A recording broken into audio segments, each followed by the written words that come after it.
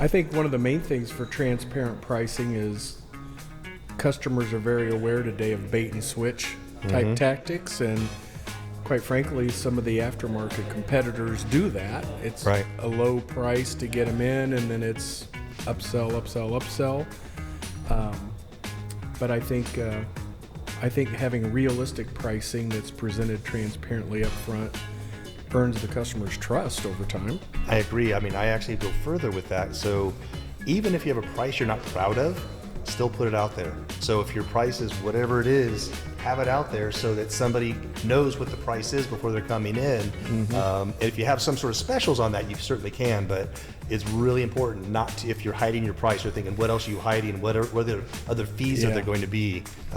Dealerships are known to be expensive, and like you said, have a reasonable price, a fair price, post it out there, have it out there. And I don't think it's unreasonable to have a loss leader.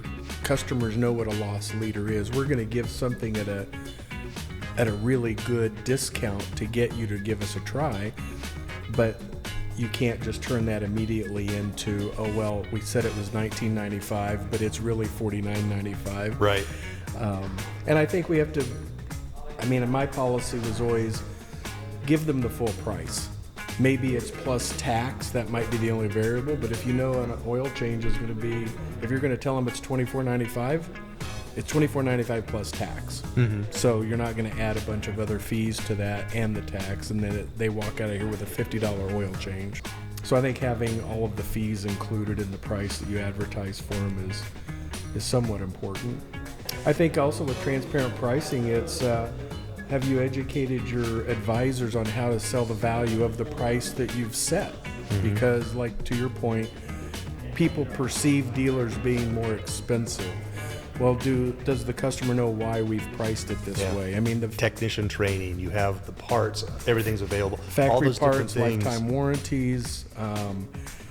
Really, the turnaround time to fix a car is less because you're using the right part. The technicians aren't having to make a universal part work, and so there's a time savings there. And I think we've seen invoices from independent shops where their hourly rate's lower, but their cost of labor is higher because they charge more for the job because they're not specialized on that vehicle in particular. Right. So I think they have to build value into why it's priced the way it is. Agreed. So, and like you said, train the advisors to understand the value, what's involved in the value of the price that's being shared. So, Service director manager should speak to their team routinely and talk about what's being done, the different specific steps. You have a multi-point inspection. You've got just in the tire pressures, the washer fluid, make sure the wipers are okay, the oil and filter change, the training the technician had to do that.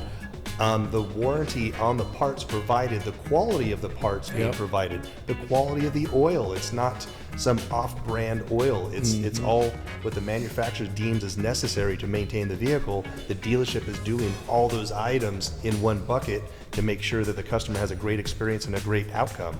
And cutting corners by using lesser products or doing a cheaper price isn't the way. Yeah, I was thinking too, where I have. So when we mystery shop a store to find out how they're presenting the pricing to the public, one of the turnoffs for most people is if you can't give them a reasonable price over the phone, it sounds evasive. So that it really all starts when somebody calls in to get a price for something. If it's a basic maintenance item, let's give them the price. Let's don't tell them we need to get the car in and see and 50 questions about the car to give them a simple oil change price. Anything beyond that's going to be a diagnostic. Well, what is your diagnostic? Justify that cost and how it's going to be applied to the repair. So again, we're taking the value of using us as experts. We're telling them up front that they have a comfort zone of, I know what I'm going to spend initially when I get there. And I think that puts the customer's mind at ease as well.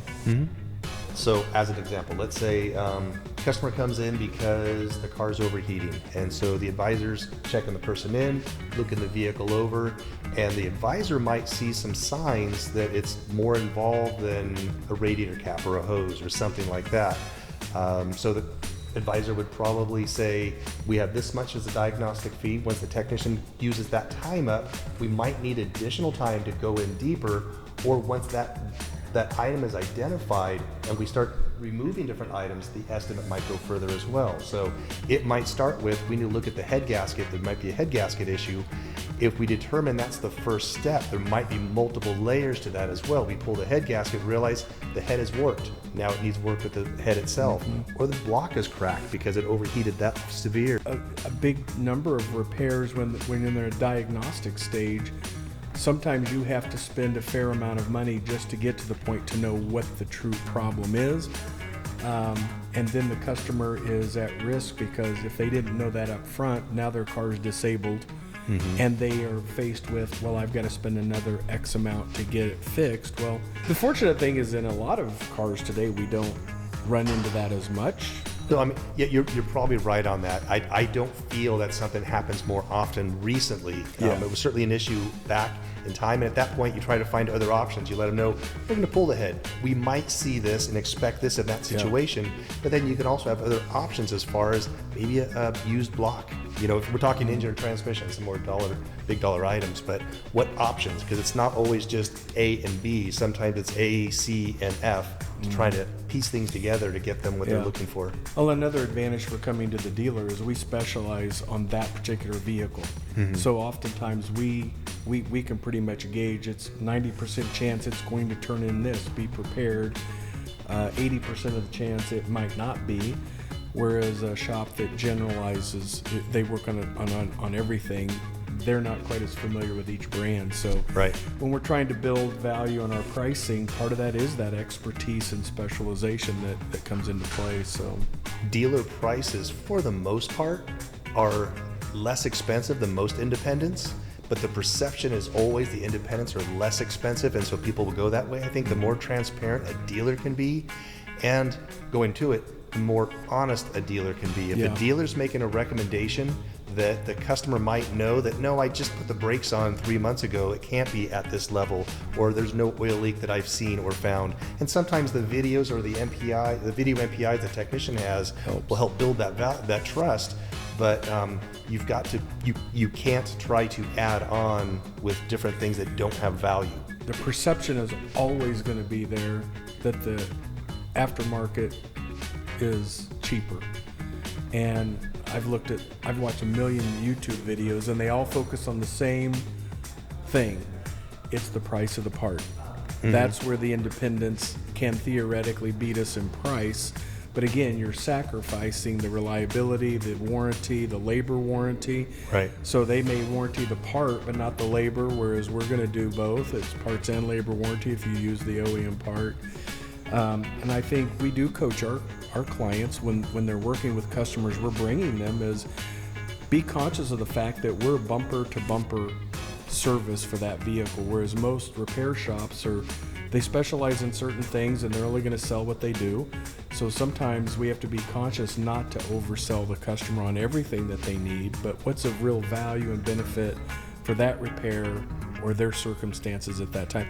We have to bring the customer's needs into play, not just the vehicle's needs. Right. I think if we do those things, our estimates will not be more expensive in the long run than the independent shops. Also, if you prioritize, then the customer knows you have their best thoughts. It's their choice. They're sharing with them what the vehicle needs, and they can have a plan over the next 2 years what to hit, as opposed to now or try to go to an independent. And it's funny too, because independents will also, when they get to a tricky part, say, take it to the dealer. Take it to the dealer. Take it to the dealer. Yeah, because they're not expert. And that's another thing that, unfortunately, it's hard to convey that to a customer. How many times do we see customers bringing the car to us that the shop couldn't fix? Yeah. And now they want a discount from us because the shop's already used up all their money to fix it. But again, our pricing transparency and value of the pricing to the customer, it all boils down to good communication and confidence in the advisors, giving them a good price, knowing that it's competitive. There's another thing we need to talk about is, does the dealer personnel understand that they are competitive? Can they say, hey, yeah, I know Pep Boys can do it for this, but here's what they're doing. Here's what I'm doing. Here's what you get when you're done there. Here's what you get when you're done with me. Not saying they can't do the repair, but I think I bring more to the table for you. And in the long run, that's how you earn a customer's repeat business.